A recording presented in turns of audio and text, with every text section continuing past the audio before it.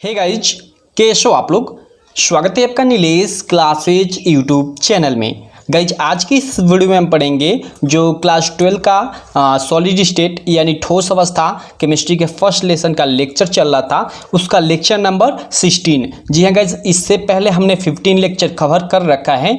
अगर आपने अभी तक उन्हें नहीं देखा है तो मैं आपको यही रिकमेंड करूँगा कि आप उन लेक्चर्स को देख ले। ऐसा तो ये इस लेसन का अंतिम लेक्चर है, इस लेक्चर में ये लेसन पूरा समाप्त हो जाएगा। ठीक है, तो चलिए आपका टाइम वेस्ट न करते हुए मैं इस वीडियो को शुरू करता हूँ। और हाँ, अगर आप चाहते हैं कि वो जितने भी पिछले लेक्चर हैं उन्हें देखना, तो आप हमारे चैनल के प्लेलिस्ट में भी जाकर देख सकते हैं, या आप हमारी एप्लीकेशन डाउनलोड कर लीजिएगा नीलेश क्लासेज, और वहाँ पे आपको वीडियो का वहाँ आप प्रॉपर अच्छे तरीके से देख पाएंगे। वहाँ आपको वीडियो का ऑप्शन दिख जाएगा, वीडियो में जाएंगे 12 क्लास में जाएंगे, उसके बाद आपका जो भी सब्जेक्ट हो, लाइक केमिस्ट्री हो तो केमिस्ट्री में जाएंगे, उसके बाद सॉलिड स्टेट पे क्लिक करने के बाद आपको सारा लेक्चर वहीं पे दिख जाएगा। तो आप हमारी एप्लीकेशन इस वीडियो के डिस्क्रिप्शन में लिंक मिल जाएगा, डाउनलोड कर लीजिएगा, या आप प्ले स्टोर से भी उसे डाउनलोड कर सकते हैं। प्ले स्टोर पे आप सर्च करिएगा नीलेश क्लासेज, हमारी एप्लीकेशन आ जाएगी। ठीक है, वहाँ आपको वीडियो के अलावा आपका previous year question paper, important question और भी काफ़ी सारी चीज़ें टेस्ट देने की भी सुविधा है। ठीक है, तो आप हमारी एप्लीकेशन जरूर डाउनलोड कीजिएगा। तो चलिए शुरू करते हैं। तो गाइज, हम लोग का जो फर्स्ट टॉपिक है वो है विद्युतीय गुण। जी हाँ गाइज, आप लोग अपनी एनसीईआरटी बुक निकाल कर देखिएगा, उसमें ये टॉपिक है विद्युतीय गुण। देखिए, ठोसों में विद्युतीय गुण पाया जाता है जिनका परास 10⁻⁻20 से, ठीक है गाइज, देखिए 10⁻⁻20 से लेकर, ठीक है, 10⁻7 तक, ठीक है, 10⁻7 ओम इनवर्स, ठीक है, ओम इनवर्स मीटर इनवर्स तक होता है। ठीक है, जो मतलब जो विद्युत चालक होते हैं, ठीक है, यानी जो विद्युतीय गुण जो प्रदर्शित करते हैं ठोस, ठीक है, उनका परास इन्हीं के बीच में होता है, यानी 10⁻⁻20 से 10⁻7 तक। ठीक है दोस्तों, और ये ओम इनवर्स मीटर इनवर्स, ये तो परास का एक तरह से इसका बोल सकते हैं कि इसकी इकाई हो गई। ठीक है, तो आई होप आप लोग समझ गए होंगे। तो इसी के आधार पर क्या होता है कि ठोसों को, ठीक है, या पदार्थों को, ठीक है, उनके विद्युतीय गुणों के आधार पर 3 भागों में बांटा जाता है। जी हाँ गाइस, 3 भागों में बांटा जाता है, जिसमें फर्स्ट होता है चालक। जी हाँ गाइस, फर्स्ट होता है चालक, सेकंड होता है आपका अर्धचालक, ठीक है, सेकंड होता है अर्धचालक, और थर्ड होता है आपका विद्युत रोधी, या इसे हम एक तरह से कुछ चालक भी बोल सकते हैं या विद्युत रोधी ही बोले। ये फर्स्ट हो गया, ये सेकंड हो गया, ये थर्ड हो गया आपका विद्युत रोधी, विद्युत रोधी। ठीक है, देखिए विद्युतीय गुणों के आधार पर इन्हीं मतलब 3 प्रकारों में इसको बांटा गया है। ठीक है, चालकता के आधार पर ठोसों को 3 वर्गों में बांटा गया है। ठीक है, फर्स्ट है चालक, सेकंड है अर्धचालक, थर्ड है विद्युत रोधी। चलिए इनका हम बारी बारी से डिफिनीशन देख लेते हैं, परिभाषा देख लेते हैं क्या है। देखिए, फर्स्ट है चालक। चालक क्या होता है? देखिए, वे ठोस जिनकी चालकता का परास, ठीक है, इसका जो परास होता है 10⁻4 से 10⁻7 ओम इनवर्स, ठीक है, ओम इनवर्स मीटर इनवर्स तक होता है। आप लोग कहोगे कि ये ओम इनवर्स मीटर इनवर्स क्यों, तो आप एक तरह से समझ जाएगी चालकता का जो परास होता है ओम इनवर्स मीटर इनवर्स, उसकी इकाई होती है ये। ठीक है, तो आप लोग याद रखिए कि वे ठोस जिनकी चालकता का परास 10⁻4 से 10⁻7 ओम इनवर्स मीटर इनवर्स के मध्य हो, चालक कहलाते हैं। ठीक है, देखिए ये स्टैंडर्ड परिभाषा है, आप 12th क्लास में हो, आप पीछे मतलब इससे पीछे आप लोग ये पढ़े होंगे कि जिनमें विद्युत का अच्छे से प्रवाह हो जाए उन्हें चालक कहते हैं। लेकिन नहीं गाइज, अब आप 12th में हो, अगर आपके एग्जाम में भी आता है तो आपको इसी तरह एकदम स्टैंडर्ड तरीके से लिखना होगा कि वे ठोस जिनकी चालकता का परास 10⁻4 से 10⁻7 ओम इनवर्स मीटर इनवर्स के मध्य हो, चालक कहलाते हैं। ठीक है, और ये क्या होते हैं कि उत्तम चालक होते हैं। उत्तम चालक मतलब सबसे अच्छे यही चालक होते हैं। ठीक है,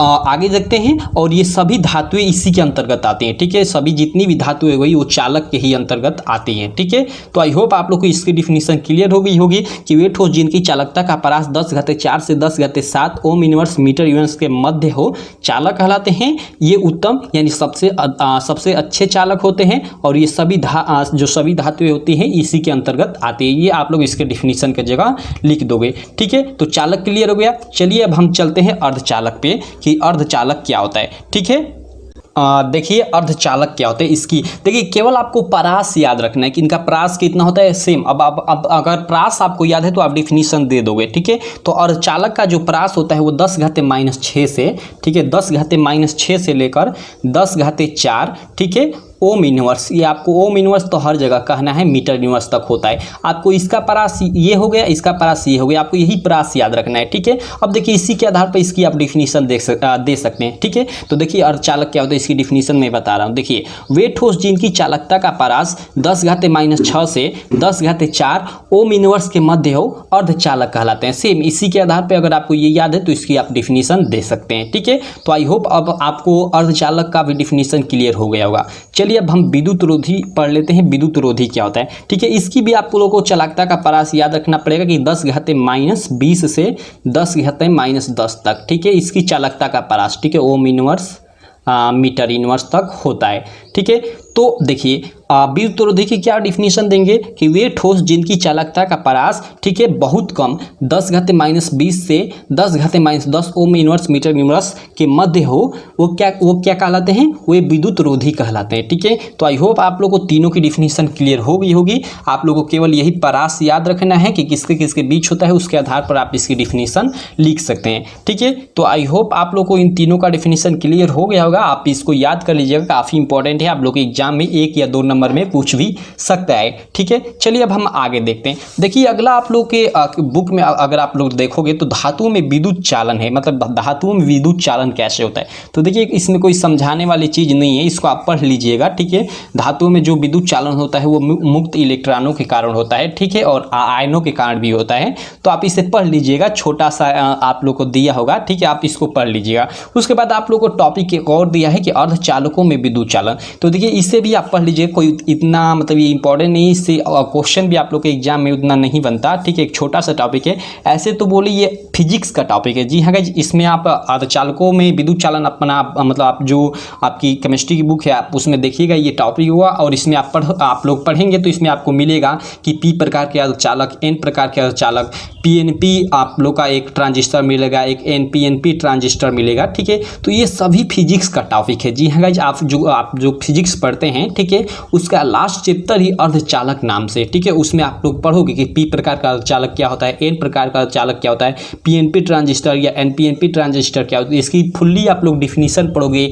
ऐसे पढ़ोगे कि पीएनपी ट्रांजिस्टर कैसे बनाया जाता है या एनपीएनपी ट्रांजिस्टर कैसे बनाया जाता है, पूरी डिटेल में पढ़ोगे, ठीक है। तो इस टॉपिक को भी मैं छोड़ देता हूँ, अर्धचालकों में जो विद्युत चालन, ठीक है। हम चलते हैं चुंबकीय गुण आधार पर, ठीक है। चुंबकीय गुणों को हम पढ़ते हैं, तो जो पदार्थों के चुंबकीय गुण होते हैं यानी ठोसों के जो चुंबकीय गुण होते हैं उनके बारे में पढ़ते हैं, ठीक है। ठोसों को या पदार्थों को उनके चुंबकीय गुणों के आधार पर 5 संवर्गों में, ठीक है, 5 भागों में बांटा गया है, जी हाँ, मेनतः 5 भागों में बांटा गया है।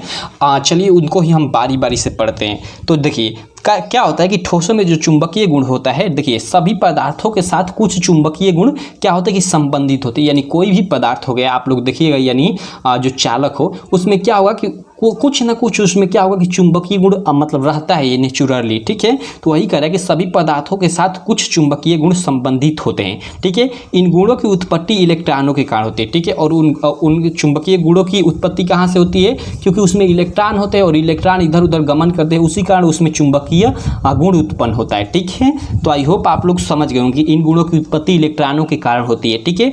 एक परमाणु में इलेक्ट्रॉन एक सूक्ष्म चुंबक की भांति व्यवहार करता है, ठीक है। कोई भी परमाणु हो गया उसमें इलेक्ट्रॉन होता है तो एक सूक्ष्म यानी एक बहुत छोटे चुंबक की भांति व्यवहार करता है प्रत्येक इलेक्ट्रॉन। तो आप लोग जानते हैं कि एक पदार्थ में बहुत से इलेक्ट्रॉन होते हैं, यानी छोटे छोटे छोटे वो सभी इलेक्ट्रॉन मिलकर मतलब एक अच्छे मतलब एक चुंबकीय गुण का निर्माण करते हैं, ठीक है। आप लोग हम चलिए आगे इसके बारे में अच्छे से पढ़ेंगे, ठीक है। इसके 5 मतलब प्रकार है उनके बारे में पढ़ेंगे, ठीक है।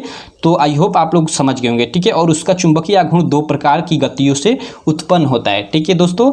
देखिए उसकी नाभिक के चारों ओर कक्षा गति और उसका अपने स्पर्श चुंबकीय गति के आधार पर, ठीक है, इसमें मतलब क्या होता है कि चुंबकीय गुण उत्पन्न होता है। तो चलिए इनके बारे में पढ़ते हैं। ये 5 प्रकार, इनका 5 प्रकार होता है, ठीक है। तो चलिए इन 5 प्रकारों का मैं नाम लिख देता हूँ, नाम नहीं, चलिए मैं लिखा हुआ हूँ पहले से, उन्हीं को आपको समझा देता हूँ, नहीं तो आपका काफ़ी टाइम वेस्ट हो जाएगा, ठीक है। तो चलिए इन सबको मैं साइड करता हूँ। और गाइज मैं कहूँगा कि अगर आप अभी तक हमारा नोट्स नहीं लिए तो आप हमारी एप्लीकेशन से खरीद सकते हैं, मात्र 499 रुपये में आपको सारे सब्जेक्ट सब्जेक्ट का। जी हाँ guys, physics, chemistry, math, Hindi, English. अगर आप यूपी बोर्ड से हैं, ठीक है, अगर अदर बोर्ड से हैं तो मैं आपको बताना चाहूँगा कि आपको फिजिक्स, केमिस्ट्री, मैथ, अगर आप एक हिंदी मीडियम के स्टूडेंट हैं, ठीक है, अगर आप किसी अदर बोर्ड से हैं, ठीक है, यूपी बोर्ड को छोड़कर, तो आपको फिजिक्स, केमिस्ट्री, मैथ का नोट्स 499 में, और अगर आप यूपी बोर्ड से पढ़ते हैं तो आपको उतने में ही, मात्र 499 ही रुपये में, साथ में इंग्लिश और हिंदी का भी नोट्स मिल जाएगा। ठीक है, तो अगर आप लेना चाहते हैं तो आप स्क्रीन पे दिए गए नंबर पे कॉल कर सकते हैं अगर कोई प्रॉब्लम है तो, वरना आप हमारी एप्लीकेशन से सीधे जैसे कोई भी ऑनलाइन प्रोडक्ट खरीदते हैं आप वहाँ से बाई कर सकते हैं। ठीक है, तो चलिए अब इसको मैं साइड करता हूँ और जो लिखा हूँ उससे मैं लाता हूँ। ओके गाइज, तो यहाँ आप लोग देख सकते हैं, देखिए पदार्थों को उनके चुंबकीय गुणों के आधार पे, ठीक है, या ठोसों के उनके चुंबकीय गुणों के आधार पे 5 भागों में बांटा गया है। जो फर्स्ट है वो है अनुचुंबकत्व, सेकंड है प्रतिचुंबकत्व, थर्ड है लौह चुंबकत्व, और चौथा है प्रति लौह चुंबकत्व, और अंतिम है 5वां फेरी चुंबकत्व। आप इसे अपनी एनसीईआरटी बुक में भी इन 5 प्रकारों को देख सकते हैं। ठीक है, इनकी चलिए बारी बारी से मैं एकदम अच्छे से डिफिनीसन बताता हूँ। आप अपनी बुक में देखेंगे तो शायद आपको इसकी डिफिनीसन क्लियर ना हो, ठीक है, लेकिन मैं आपको ऐसे समझाऊंगा कि एकदम ये आपके माइंड में सेट हो जाएगा। और गाइज इस पर मैं बता दूँ कि ये क्वेश्चन आप लोग को मतलब इन 5 में से एक तो मतलब 1 या 2 आप लोग के एग्जाम में पूछता है कि अनुचुंबकत्व पदार्थ क्या होते हैं। ठीक है, ऐसे नहीं पूछता है, ऐसे पूछता है कि निम्न पे टिप्पणी लिखो, और उसी में दे देता है कि अनुचुंबकत्व, फेरी चुंबकत्व, ठीक है, जो भी हो गया, ठीक है, और उसी में और सारा लाइक आगे का भी, लाइक बिलियन में भी जैसे मोल अंश आप लोग पढ़ेंगे, मोललता पढ़ेंगे, मोलरता पढ़ेंगे, तो उसको भी दे देता है। तो उस पर टिप्पणी लिखना होता है, 1-1 या 2-2 नंबर में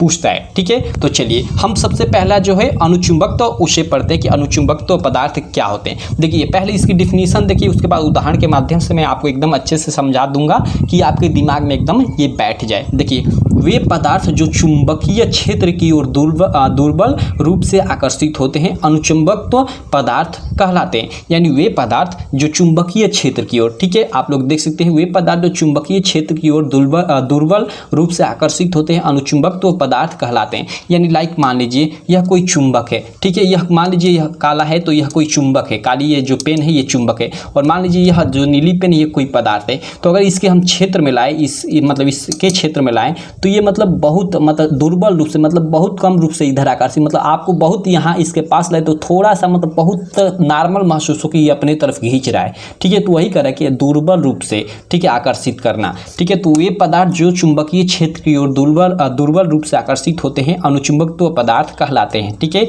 इनके अनुचुंबकत्व होने का कारण अयुग्मित इलेक्ट्रॉनों की उपस्थिति है। ठीक है, अब ये अयुग्मित इलेक्ट्रॉन क्या होता है, चलिए मैं अभी उदाहरण के माध्यम से आपको समझा रहा हूँ। ठीक है, आप लोग केवल अभी यहाँ ये देखें कि इनके अनुचुंबकत्व होने का कारण अयुग्मित इलेक्ट्रॉनों की उपस्थिति है। चुंबकीय क्षेत्र की अनुपस्थिति में ये अपना चुंबकत्व खो देते हैं। यानी जब चुंबकीय क्षेत्र हटा लिया जाता है, यानी मैंने आपको उदाहरण दिया ये काला वाला, ठीक है, कि ये काला वाला ये पेन है, चुंबक है। ठीक है, तो अगर इसको हटा लिया जाए तो ये इसमें जो चुंबकीय गुण था वो नष्ट हो जाता है, यानी खत्म हो जाता है। आई होप आप लोग समझ गए होंगे। तो चलिए इसका उदाहरण आप लोग देख सकते हैं, ये सारा इसका उदाहरण है, जैसे O2 CO2+, Fe3+, ये एक सारा उदाहरण है, आप लोग याद कर लीजिएगा। तो देखिए जिसमें SO2 यानी ऑक्सीजन एक तरह से बोले तो देखिए अगर हम ऑक्सीजन को लेते हैं, ठीक है, O8, इसका परमाणु क्रमांक आप जानते हैं कि ऑक्सीजन का 8 होता है, तो यही नीचे 8 लिखा गया है उसका परमाणु क्रमांक। ठीक है, तो देखिए इसका हम अगर इलेक्ट्रॉनिक विन्यास करें तो 2-6, ठीक है, 2-6 इसका साधारण तरीके से। ठीक है, अगर बोर-बड़ी के नियम से हम करते हैं, ठीक है, अगर हम इसका इलेक्ट्रॉनिक विन्यास करते हैं बोर-बड़ी के नियम से 2-6, अगर हम अफवाहू के नियम से करते हैं तो 1:2, 2:2, 2p4। आई होप आप लोग ये इलेक्ट्रॉनिक विन्यास करने को जानते हैं। अगर आप नहीं जानते तो आप कमेंट कीजिएगा, या आगे चलकर आपको जब हम P ब्लॉक या S ब्लॉक जब हम पढ़ेंगे तो इसके बारे में तो अच्छे से पढ़ना ही पड़ेगा कि इलेक्ट्रॉनिक विन्यास कैसे निकाले। ठीक है, तो हम पढ़ेंगे ही पढ़ेंगे। आई होप आप लोग जानते होंगे कि इलेक्ट्रॉनिक विन्यास कैसे करते हैं। ठीक है, तो देखिए इसका इलेक्ट्रॉनिक विन्यास 1:2, 2:2, 2p4 हो गया। तो देखिए इसका जो प्रथम ऑर्बिटल है, ठीक है, 1:2, इसमें 2 इलेक्ट्रॉन, ठीक है, इसमें 2 इलेक्ट्रॉन हैं। ठीक है, जो इसका जो सेकेंड ऑर्बिटल है वो भी S है, इसमें भी 2 इलेक्ट्रॉन, और इसका तो तीसरा है 2p4, तो इसमें 4 इलेक्ट्रॉन है।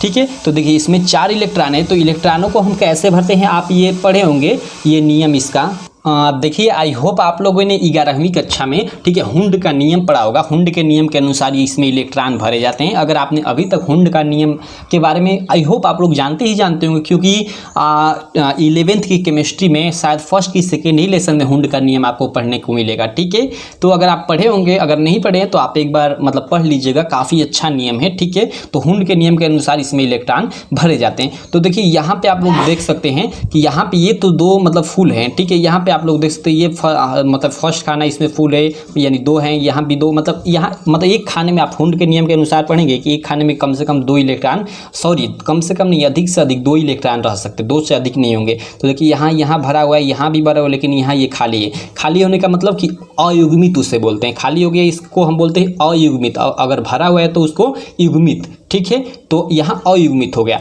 तो वही अयुग्मित ऊपर वही कह रहा था कि इसका कारण, ठीक है, अनुचुंबक तो मतलब इनके अनुचुंबक तो होने के कारण अयुग्मित के इलेक्ट्रॉनों की उपस्थिति है। ऊपर हमने पढ़ा ना यहाँ कि इनके अनुचुंबक तो होने के कारण अयुग्मित इलेक्ट्रॉनों की उपस्थिति है, तो वही यहाँ पे कर रहा है। यही ऐसा मतलब इसका जितना भी उदाहरण होगा उसमें मतलब अयुग्मित इलेक्ट्रॉन होंगे। तो आई होप आप लोग को अयुग्मित इलेक्ट्रॉन क्लियर हो गया होगा। आप लोग एक बार हुंड का नियम पढ़ लीजिएगा। ठीक है, और देखिए अनुचुंबक तो मैंने यहाँ केवल लिखा हुआ है, अनुचुंबक तो लिखा है, आप आगे पदार्थ इसमें जोड़ सकते हैं। अनुचुंबक तो पदार्थ, ठीक है, मैंने यहाँ भी केवल इसी तरह अनुचुंबक तो प्रतिचुंबक तो सबके आगे पदार्थ है, क्योंकि ये पदार्थ होते हैं। अनुचुंबक तो पदार्थ, प्रतिचुंबक तो पदार्थ, लव चुंबक तो पदार्थ, प्रति लव चुंबक तो पदार्थ और फेरी चुंबक तो पदार्थ। ठीक है, तो चलिए आई होप आप लोग को अनुचुंबक तो पदार्थ जो है उसकी डिफिनीशन अच्छे से क्लियर हो गई होगी। ठीक है, आप नोट्स ले लीजिएगा, हमारे नोट्स में एकदम अच्छे से सारा चीज़ मतलब किया गया है, इसे अच्छे से लिखा गया है। ठीक है, तो आप हमारा नोट्स ले लेंगे तो आपको एकदम लिखने की भी कोई जरूरत नहीं। ऐसे तो मैं कहूँगा अगर आप कहीं भी कोचिंग करें तो जो नोट्स लिखाया जा रहा है उसे ज़रूर लिखें। ठीक है, क्योंकि लिखना मतलब एक तरह से बोले तो बहुत अच्छा होता है। ठीक है, आप लोग का एक तरह से प्रैक्टिस भी होता रहेगा और एक बार आकर आप लोग इसे पढ़ लेंगे, आपको सारी चीज़ें क्लियर हो जाएंगी। ठीक है, तो चलिए अब हम आगे चलते हैं।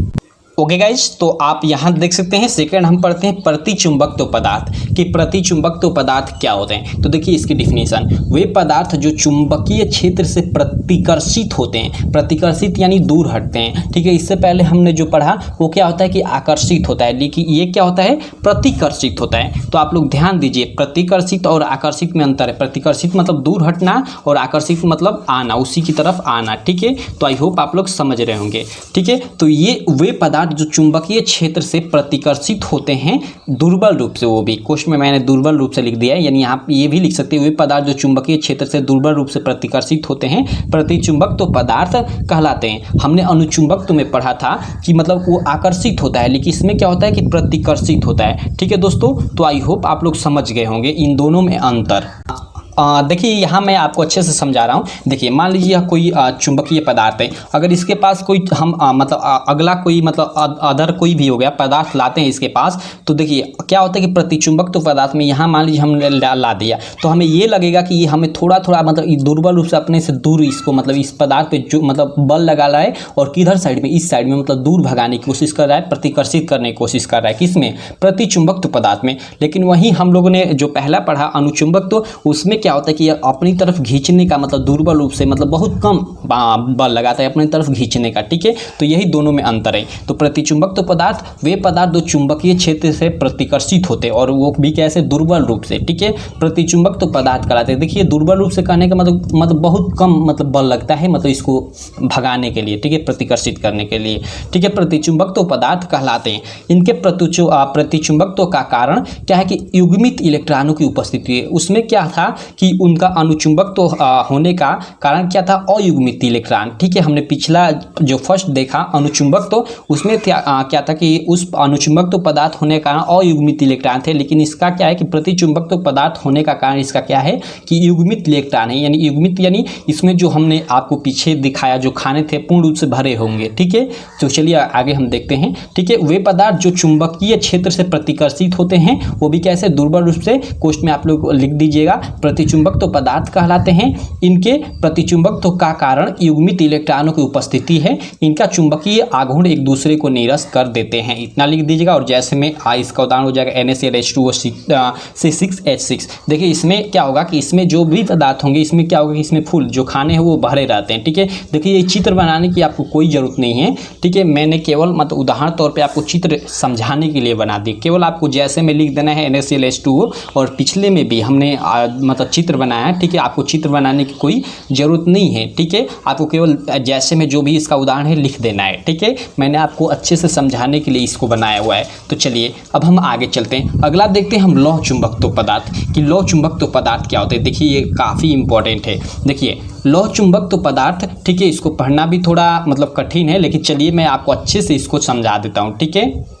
देखिए लौह चुंबकत्व पदार्थ क्या होते हैं, इसे हम पढ़ते हैं। जो थर्ड है लौह चुंबकत्व पदार्थ। देखिए लौह चुंबकत्व पदार्थ वे पदार्थ होते हैं जो चुंबकीय क्षेत्र द्वारा प्रबलता से आकर्षित होते हैं, ठीक है। क्या होता है कि चुंबकीय क्षेत्र में प्रबलता से आकर्षित होते हैं, ठीक है। चुंबकीय क्षेत्र हटा लेने पर भी ये अपना चुंबकत्व दर्शाते हैं, क्योंकि इनमें डोमेन का क्रम एक ही दिशा में बना रहता है और इस प्रकार ये अस्थायी चुंबक बन जाते हैं, ठीक है। इतना आप लोग लिख दोगे, या केवल इतना भी लिख दोगे कि लौह चुंबकत्व पदार्थ वे पदार्थ होते हैं जो चुंबकीय क्षेत्र द्वारा प्रबलता से आकर्षित होते हैं, ठीक है, तथा चुंबकीय क्षेत्र हटा लेने पर भी अपना चुंबकत्व दर्शाते हैं, ठीक है। वे लौह चुंबकत्व पदार्थ कहलाते हैं। यहाँ तक भी आप लोग लिख दोगे तो आपका काम हो जाएगा, ठीक है। जैसे देखिए इसका उदाहरण में देखिए, और यहाँ आप लोगों ने देखा कि चुंबकत्व दर्शाते हैं क्योंकि इनमें डोमेन का क्रम एक ही दिशा में बना रहता है। यहाँ आपको एक नया शब्द मिला, डोमेन। डोमेन क्या होता है तो देखिए इसके बारे में मैं आपको थोड़ा बता दूँ। देखिए लाइक मैंने आपको पीछे बताया कि कोई भी पदार्थ हो गया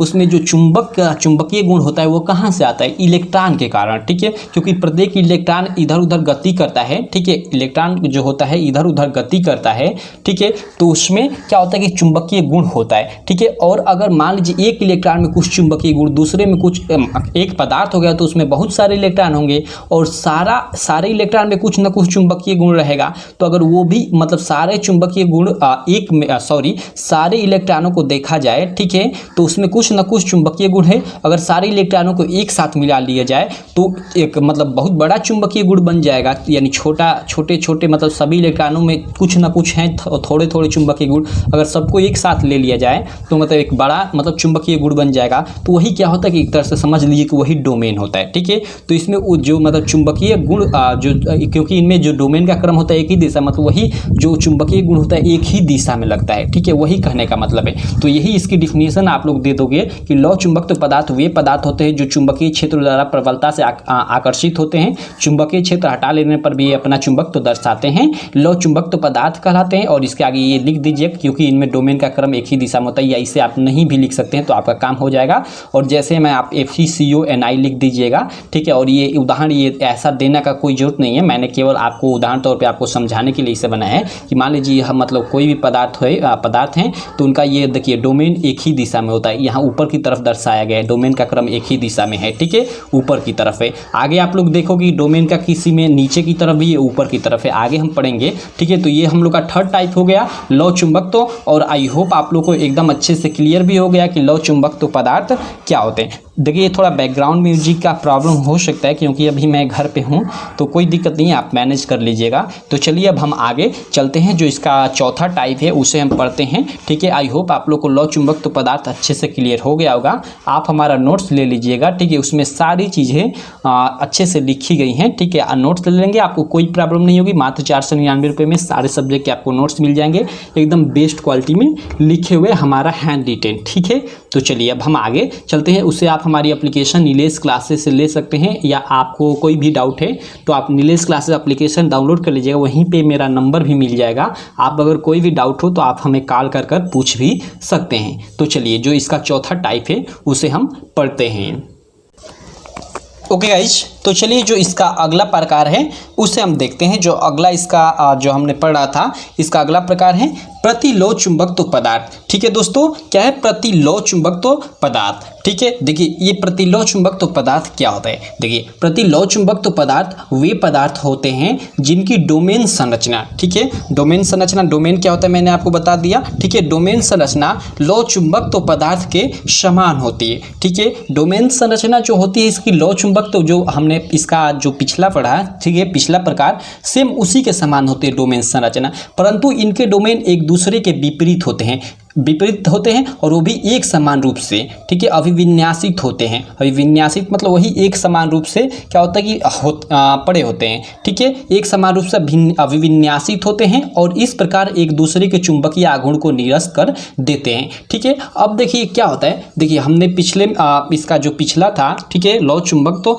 उसमें हमने पढ़ा था कि जो डोमेन होते हैं एक ही दिशा में होते हैं, ठीक है, यानी जो एक तरह से बोले कि बल लगता है एक ही दिशा में लगता है। लेकिन इसमें क्या होता है कि देखिए मान लीजिए हम लोग के 2 ऊपर की तरफ तो 2 नीचे की तरफ रहेंगे, ठीक है, मान लीजिए 3 ऊपर की तरफ तो 3 नीचे की तरफ, यानी 3 डोमेन ऊपर की तरफ तो 3 डोमेन नीचे की तरफ, और इस प्रकार 3 ऊपर 3 नीचे, 2 ऊपर 2 नीचे, तो इस तरह क्या होता है कि इन लोगों का जो चुंबकीय आघूर्ण होगा वो भी एक दूसरे में निरस्त हो जाएगा। तो यही यहाँ पे लिखा गया है कि और इस प्रकार एक दूसरे के चुंबकीय आघूर्ण को निरस्त कर देते हैं। और इसका सबसे अच्छा उदाहरण है MnO, ठीक है, मैग्नीशियम ऑक्साइड, आप लोग याद रखिएगा MnO, ठीक है, सबसे अच्छा इसका उदाहरण है। तो आई होप आप लोग प्रतिलौ चुंबकत्व भी आपको अच्छे से क्लियर हो गया होगा कि प्रतिलौ चुंबकत्व पदार्थ वे पदार्थ होते हैं जिनकी डोमेन संरचना लौ चुंबकत्व पदार्थ के समान होती है, परंतु इनके डोमेन एक दूसरे के विपरीत एक समान रूप से अभिविन्यासित होते हैं और इस प्रकार ये क्या होती है कि एक दूसरे के चुंबकीय आघूर्ण को निरस्त कर देते हैं। और इसका ये फिगर है, आप लोग देख सकते हैं, आप फिगर भी एग्जाम में बना सकते हैं और नहीं भी बनाएंगे तो ऐसा नहीं कि आपका मार्क कट जाएगा, ठीक है। तो चलिए आई होप आप लोगों को प्रतिलौ चुंबकत्व पदार्थ भी अच्छे से क्लियर हो गया होगा। चलिए जो अब इसका अगला हम लोग का प्रकार है उसे हम पढ़ते हैं, ठीक है, अगले हम प्रकार को देखते हैं कि इसका अगला प्रकार क्या है। देखिए जो अगला और अंतिम इसका जो प्रकार है यानी जो टाइप है वो है फेरी चुंबकत्व। जी हाँ गाइस, आपके जो आपका बुक है उसमें फेरी चुंबकीय ऐसे कर लिखा है, उसी को फेरी चुंबकत्व या फेरी चुंबकीय बोलते हैं, ठीक है। सबको इसी तरह लिखा होगा, अनुचुंबकीय, प्रतिचुंबकीय, लौ चुंबकीय, तो उसको हम लौ चुंबकीय को हम लौ चुंबकत्व भी बोल सकते हैं, उसमें कोई दिक्कत नहीं है। तो देखिए फेरी चुंबकत्व पदार्थ क्या होता है। देखिए फेरी चुंबकत्व पदार्थ वे पदार्थ होते हैं जिनमें डोमेनों का चुंबकीय आघूर्ण समांतर एवं प्रति समांतर दिशाओं में असमान होता है। ये चुंबकीय क्षेत्र में दुर्बल रूप से आकर्षित होते हैं। गर्म करने पर ये अनुचुंबक तो पदार्थ की भांति व्यवहार करने लगते हैं। उदाहरण के तौर पर आप लोग देख सकते हो, ये उदाहरण है, ठीक है। अब देखिए यहाँ पे ऊपर हमने देखा, ठीक है, कि फेरी चुंबक तो पदार्थ वे पदार्थ होते हैं। आप यहाँ देखिए फेरी चुंबक तो पदार्थ वे पदार्थ होते हैं जिनमें डोमेनों का चुंबकीय आघूर्ण समांतर एवं प्रति समांतर दिशाओं में असमान होता है, ठीक है। देखिए क्यों, क्योंकि यहाँ देखिए इसमें क्या होता है कि मान लीजिए 2 ऊपर और 2 नीचे हो गए और एक किसी और मतलब ऊपर या नीचे हो सकता है, यानी इसमें बराबर नहीं रहेंगे। हमने पहला जो हमने लौ चुंबकत्व पढ़ा था, लौ चुंबकत्व में देखिए लौ चुंबकत्व हमने क्या देखा था, लौ चुंबकत्व में देखिए मैं यहाँ आपको फिगर बना दे रहा हूँ। देखिए लौ चुंबकत्व में हमने देखा था कि जो इसके मतलब डोमेन होंगे एक ही दिशा में होंगे। हमने लौ चुंबकत्व में देखा था कितने भी हो जाए इनके जो डोमेन होंगे एक ही दिशा में होंगे, ठीक है। हमने ये लौ चुंबकत्व में देखा था, ठीक है। और हमने प्रतिलौ चुंबकत्व में क्या देखा कि मान लीजिए 2 इसके डोमेन ऊपर की तरफ होंगे, ठीक है। डोमेन ये हो गए डोमेन 2 ऊपर की तरफ, तो 2 डोमेन क्या होंगे कि नीचे की तरफ होंगे, ठीक है। ये हमने किस में देखा था, हमने देखा था प्रतिलौ चुंबकत्व में ये, ठीक है। और ये हमने देखा था किसमें, लौ चुंबकत्व में। लेकिन इसमें क्या है कि फेरी चुंबकत्व में क्या है कि ये बराबर नहीं होंगे, ऊपर नीचे तो होंगे। मान लीजिए 3 ऊपर हो गए, सॉरी 2 मान लेता हूँ, ये 2 ऊपर हो गए हम लोग के, ठीक है, ठीक है, 2 हम लोग के नीचे हो गए, ठीक है। तो ये तो समान हो गया। ये क्या हुआ, ये तो हम लोग का इसमें मतलब इसमें आ जाएगा, ठीक है। चौथे वाला जो हमने पढ़ा था प्रतिलौ चुंबक, तो उसमें आ जाएगा। तो इसमें क्या होगा कि एक और होगा डोमेन जिसका मतलब सिर ऊपर की तरफ होगा या नीचे की तरफ, ठीक है। यानी ये मतलब अगर हम देखें तो ये मतलब इसमें हम लोग का ऊपर की तरफ था, इसके तरफ ऊपर नीचे मतलब समान अवस्था में था, 2 ऊपर 2 नीचे। और इसमें देखिए मतलब समान रूप से नहीं रहेंगे, यानी किसी ना किसी की तो ऊपर की तो नीचे, किसी ना किसी दिशा में एक डोमेन या जितना भी हो गया अधिक रहेगा, एक ही अधिक रहेगा, ठीक है। तो आई होप आप लोगों को तीनों में अंतर भी क्लियर हो गया होगा और तीनों की डिफिनीशन भी अच्छे से क्लियर हो गई होगी। आप हमारा नोट्स ले लीजिएगा, आप ऐसे याद करोगे अभी तो मान लो कभी ना कभी तो भूल ही जाओगे, ठीक है। तो देखिए एक बार आप लोग याद कर लोगे, उसके बाद हमारा नोट्स निकाल कर, ठीक है, एक बार इस वीडियो को देख लिए, हमारा नोट्स निकाल कर एक बार इसे आप लोग पढ़ लेंगे, आपको सारी चीज़ें एकदम अच्छे से क्लियर हो गई होंगी। हो जाएंगी, सॉरी हो गई होंगी बोल रहा हूँ, ठीक है, हो जाएंगी। ठीक है, तो आई होप आप लोग इस वीडियो से पूरी तरह सेटिस्फाइड हो गए होंगे। अगर आपको वीडियो अच्छी लगी तो चैनल को सब्सक्राइब करें, वीडियो को लाइक करें। और हाँ गाइज, अब आगे हम लोग देखते हैं तो बिलियन स्टार्ट करेंगे आप लोग का सेकेंड लेसन, या कुछ न्यूमेरिकल भी लगा लेंगे। या ऐसे तो मैं सोच रहा हूँ कि न्यूमेरिकल अभी लगाने से कोई फ़ायदा नहीं है, आपको आगे चलकर न्यूमेरिकल, मैंने तो एक दो थे जो बीच में थे न्यूमेरिकल, उनको तो बताया ही बताया, और जो आगे के आपके अभ्यास के न्यूमेरिकल है उन्हें आगे चलकर ही मैं लगाऊंगा तो ठीक रहेगा। ठीक है, तो देखता हूँ कि बिलियन स्टार्ट करता हूँ कि वो करता हूँ प्लान के हिसाब से। तो चलिए बस इस वीडियो में इतना ही। आई होप आप लोग को वीडियो अच्छी लगी। वीडियो अच्छी लगी तो चैनल को सब्सक्राइब करें, वीडियो को लाइक करें और अपने दोस्तों में इस वीडियो को शेयर करें। तो बस थैंक यू।